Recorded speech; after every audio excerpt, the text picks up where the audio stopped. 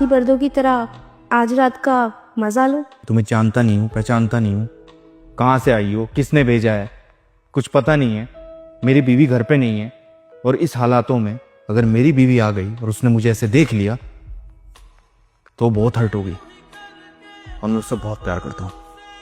जाओ यहाँ से। देखो, मैंने ना तुम्हारे साथ रात गुजारने के ना पैसे लिए हैं और बुलबुल की एक आदत है, वो जिस किसी भी चीज़ के पैसे ले लेती है ना वो काम वो ख़त्म करके ही जाती है। पैसे किसने दिए? वो आकाश आकाश है ना तुम्हारा दोस्त, उसी ने दी।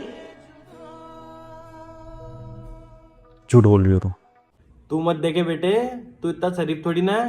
तू अगर उसकी जगह होता तो अभी तक काम को अंजाम दे देता, निपटा देता काम को। तू तो यही टो में घूमता है, कब कोई मिले और कब तेरा काम हो।